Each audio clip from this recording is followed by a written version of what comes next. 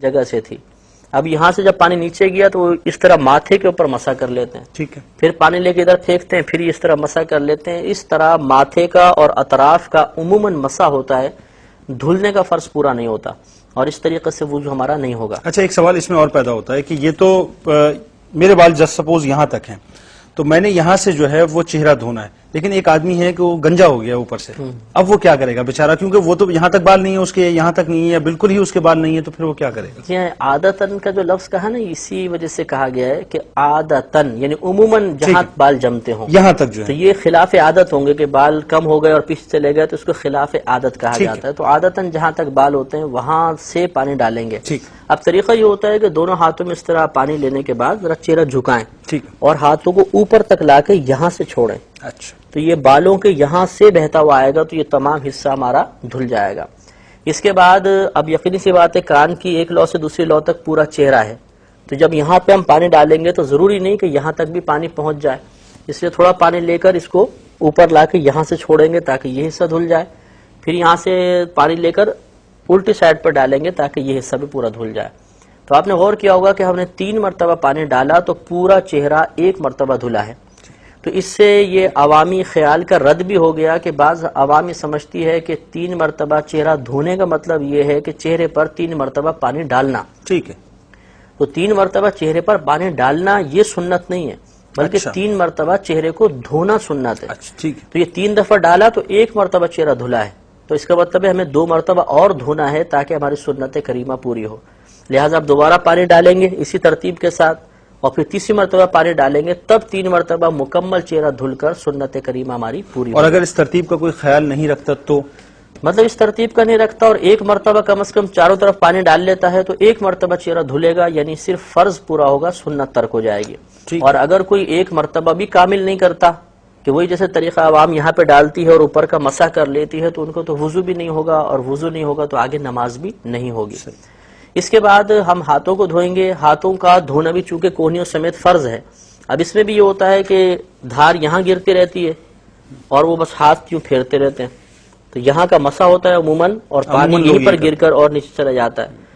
تو اس لیے بہتر طریقہ یہ ہوتا ہے کہ دھار جیسے یہاں پر گر رہی ہے تو ہاتھ کو اس طرح پیچھے لے جائیں پورے یہاں تک, تاکہ یہ پورے اس پر پانی بہ جائے. اس کے بعد اس طرح کریں, یہاں دھار گرائیں اور پورا یہاں تک لے جائیں تاکہ یہ مکمل طور پہ ہاتھ ہمارا دھل جائے.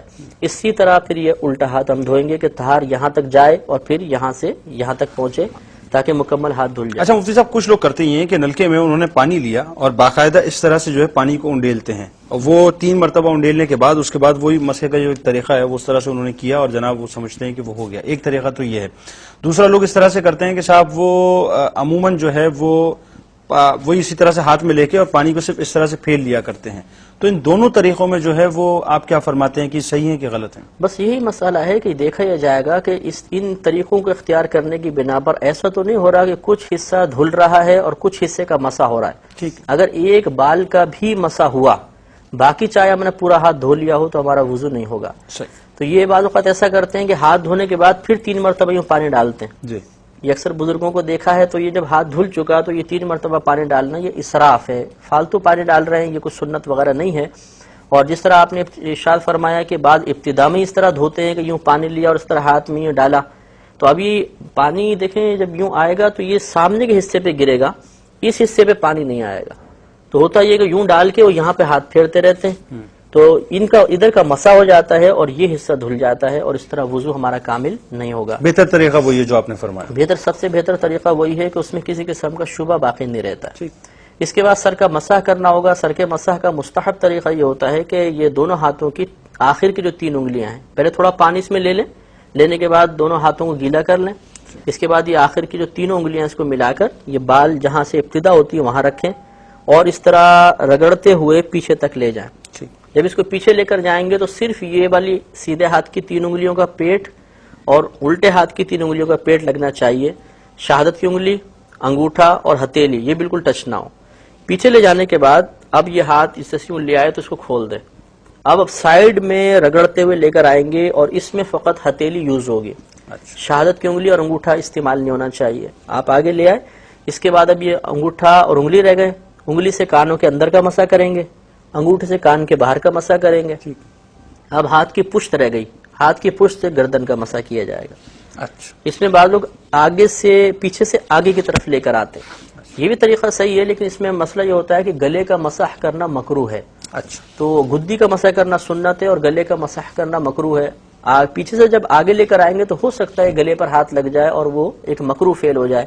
اس لیے بہتر یہ کہ یہاں پر ہاتھ رکھیں اور پیچھے لے جائیں، یہاں پہ ہاتھ رکھیں پیچھے لے جائیں، تو گلے کی جو کراہت ہے مسح کرنے کی وہ بالکل لازم نہیں آئے گی. اچھا، ایک اس میں ایک اور مسئلہ یہ ہوتا ہے، عموماً لوگوں کو دیکھا کہ صاحب وضو کرتے ہوئے جو ہے وہ جناب پانی لیتے ہیں ہاتھ میں اور اس کو یوں ایسے پھینک کے پھر اس کے بعد وہ چوم کے جو ہے پھر وہ شروع کرتے ہیں.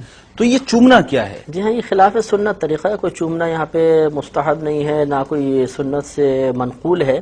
یہ غلط طریقہ ہے. بس اسی طرح کرنا چاہیے کہ ہاتھ میں لیا، دونوں ہاتھ میں تریم آ گئی تو اس کے بعد سر کا براہ راست مسح کرنا ہوگا، چومنا مناسب نہیں ہے. ٹھیک. اس کے بعد پیروں کی باری آئے گی. پیروں کے اندر بھی ہوتا ہے عموماً کہ اوپر سے نلکا کھول دیتے ہیں اور صرف انگلی پر پانی گر رہا ہوتا ہے، باقی پورے پاؤں پہ یوں ہاتھ پھیرتے ہیں اور نیچے بھی اس طریقے سے ہاتھ پھیر لیتے ہیں. حالانکہ اگر پاؤں کو دیکھا جائے تو نیچے کا جو حصہ ہے اس میں گڑھا ہوتا ہے، عموماً یہ اٹھا ہوا ہوتا ہے پاؤں. تو اب اوپر سے آپ پانی ڈالیں گے تو ایسا نہیں ہے کہ یوں پانی نیچے جا کے اور پھر اس طرح مل جائے، بلکہ وہ سیدھا گرے گا اور یہ گڑھا عموماً خشک رہ جاتا ہے. اس پہ ہم خالی گیلا ہاتھ پھیر کر مسح کر لیتے ہیں، پھر اس سے ہمارا وضو مکمل نہیں ہوگا. لہٰذا اس کا طریقہ بھی یہ ہے کہ انگلیاں دھو کر پھر پورے دھار اس طرح گرا کے آگے تک لے کر آئے، پھر نیچے کے تلوے کے اوپر یہاں دھار گرائے اور پورا اس طرح لے کر جائے تاکہ ہر حصے کے اوپر سے پانی بہہ جائے. اسی طرح پہلے سیدھا، اس کے بعد الٹا پیر بھی اسی طریقے کے ساتھ دھونا ہوگا. اچھا، ہمارا وضو